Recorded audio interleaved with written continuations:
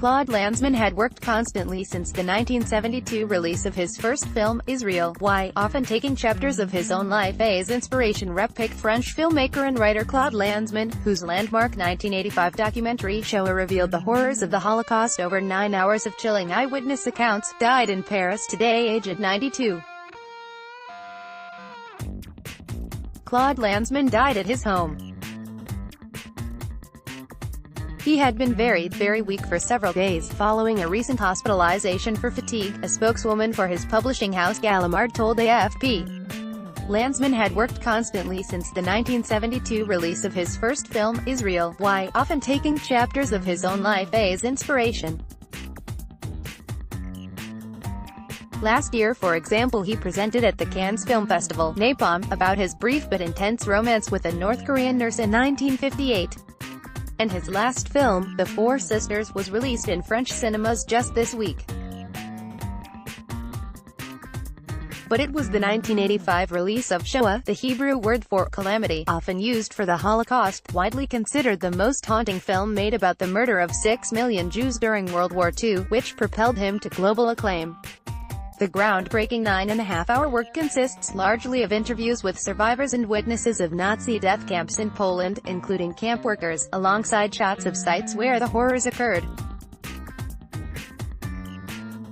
Lanzmann spent 12 years working on the film, compiling 350 hours of footage, much of which would be used for his later films on the Holocaust. Many of the scenes remain hard to watch, including one of a man tearfully recounting how he had to cut the hair of women just before they entered a gas chamber, unable to tell them what awaited on pain of being sent in with them. Lanzmann spent years tracking down the man, eventually finding him in Israel. "If I am unstoppable, it's because of the truth, which I believe in profoundly," he said in an interview with AFP last year. Lanzmann, the grandson of Jews from Belarus, was born on November 27, 1925, in the Paris suburb of Bois-Colombes. His father was a decorator and his mother an antiques dealer. In 1940, his father brought him and his brother and sister to Brioude, a remote village in the south-central region of Auvergne, where he taught them how to hide and make a quick escape.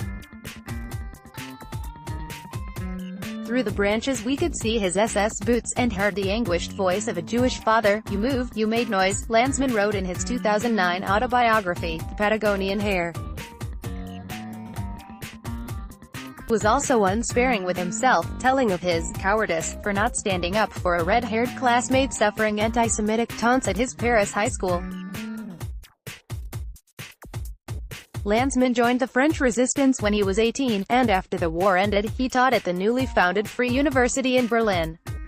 Upon his return to France, he earned his living as a rewriter at several French newspapers before becoming secretary to the existentialist philosopher Jean-Paul Sartre in 1952.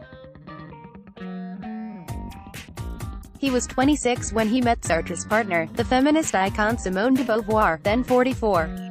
They soon became lovers, one of several open relationships enjoyed by both Sartre and Beauvoir. "We weren't a trio.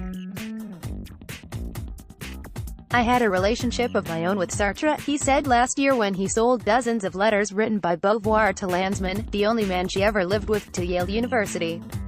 Lanzmann would eventually become the editor at Les Temps Modernes, the highly influential review founded by Beauvoir and Sartre, and became an outspoken critic of colonialism during the 1960s, including France's occupation of Algeria. Lanzmann's death prompted an outpouring of tributes to his life and work. His own life was marked with tragedy, including the suicide of his sister Eveline when she was 36, and the death last year of his son from cancer at just 22. "To have children is to condemn them to death," Lanzmann told Paris Match magazine. "We rejoice at the primal scream of a child, but it also predicts new agony," Germany's foreign minister Heiko Maas said the French director had allowed his country to reconcile with its past. "Every one of us who wonders about our responsibility as a German should see Shoah," he wrote on Twitter. Claude Lanzmann's death constitutes an enormous loss for humanity and especially for the Jewish people, Israel's foreign ministry spokesman Emmanuel Nahshon told AFP. Catch up on all the latest entertainment news and gossip here. Also download the new Midday Android and iOS apps to get latest updates. This story has been sourced from a third-party syndicated feed agencies. Midday accepts no responsibility or liability for its dependability, trustworthiness, reliability and data of the text. Midday Management/mid-day.com reserves the sole right to alter, delete or remove without notice the content in its absolute discretion for any reason whatsoever.